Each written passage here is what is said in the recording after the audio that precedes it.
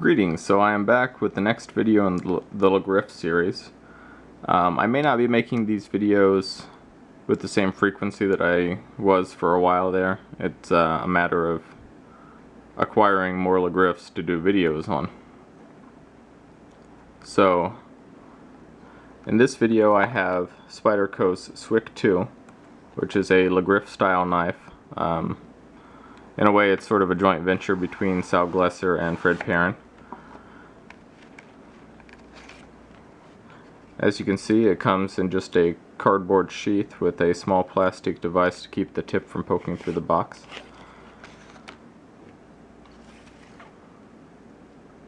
It's made of CPM S30V in Golden, Colorado, USA, Earth. Just in case you didn't know, America is on the planet Earth.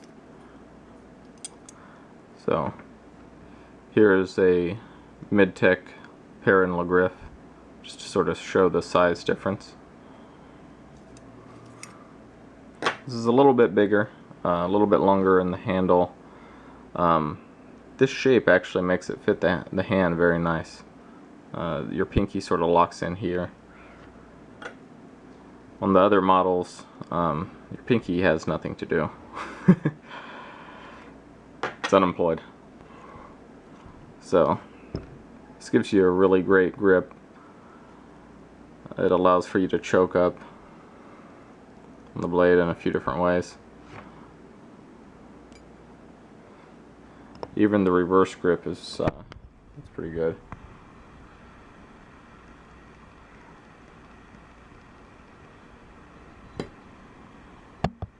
So I requested information on this knife from Sal Glesser, and he gave me quite a lot of information, very good information, so I'm going to share that with you here.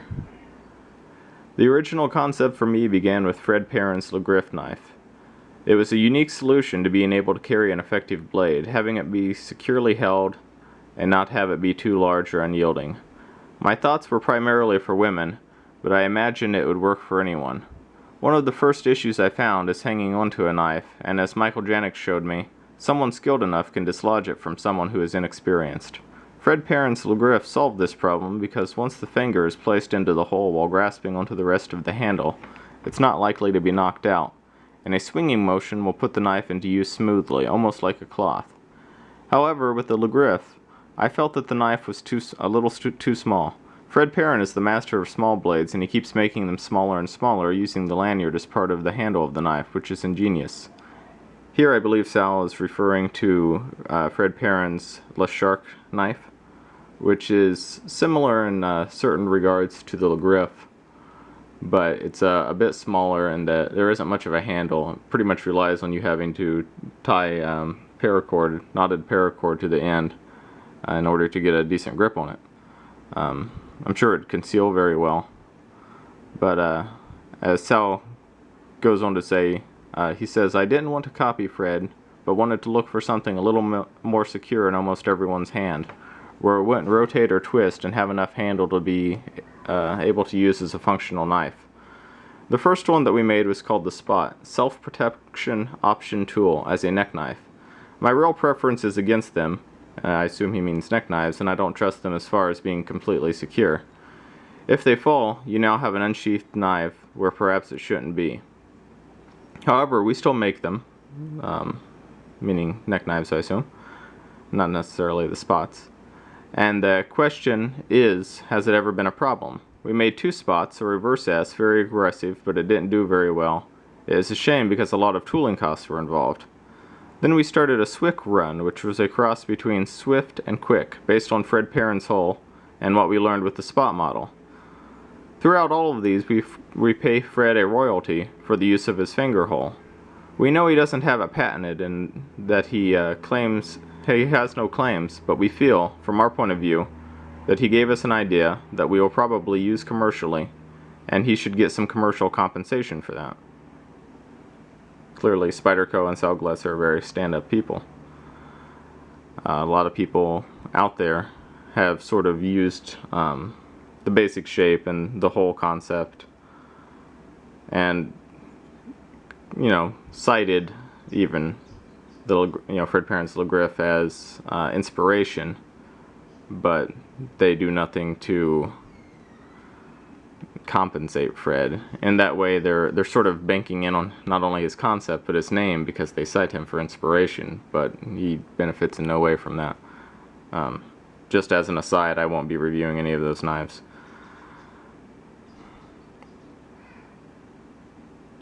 So Sal goes on to say, next, the Swift 2, as it was a refinement of the SWICK 1. The comments from customers as well as our own use of the product. We were trying to get something that is fully functional as a knife, but also fully secure as a defense tool for a non-trained person, woman that have no experience with knife fighting, in hopes that they can grab onto the Swift and adequately defend themselves. We changed the thickness of the model, and we made 2 versions of that as a diving knife.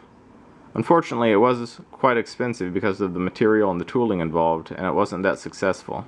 We can always make it as a sprint run if we want to in the future. The cost of producing each one product is always expensive for us. So thank you, Sal, for all of that awesome information. That's a lot of history on not only this specific knife that I hold in my hand, the SWICK 2, which was actually a little bit hard for me to find, but also on the other Le Griffe style knives that Spyderco has made, the Spot, and I can't think of the name of it right now, and he didn't mention it in his notes to me, but there was, like I mentioned, a diving knife version. I know it came with I don't think it was plastic, but it's a Kydex sheath, and it had sort of a buttonhole that locked the blade into the sheath by the finger hole. And I think I've seen a video on it on YouTube. If I can find that link, I will put it in the description below. So this is a really great Le Griffe. Honestly, the shape of it, being as different as it is from the standard Le Griffe or many of the other production Le Griffes that have been made off of it, I sort of wasn't really digging it at first when I was just looking at the pictures, but having held it in hand, I can tell this is really going to be one of my favorites. I'll probably leave it skeletonized because that's just the way that I like for my neck knives to be, present as low profile as possible. But I will definitely have a Kydex sheath made for this, and perhaps at that time I'll do another video just showing the sheath. So this is a really cool design. As far as the Le Griffes go, if you can find one of these, definitely pick it up. These are really cool. I hope that they do more runs in the future, Spyderco, and I hope that they have different blade shapes and steel options available. Even this swedge is really, really beautiful. And this lightly stoned wash finish is quite nice. Sorry, I really like the looks of this knife. You know, it's really great. It's really comfortable. The grip that you hold it in is a very useful grip. Very utilitarian. Okay, well, thank you for watching, and I don't know that it'll be next Saturday, but I will try to get another Le Griffe video up soon. I still have the Emerson Le Griffe to do, and there are a few other Le Griffes that I think I should be able to get a hold of in the near future, and I will do videos on those as well. So, thank you.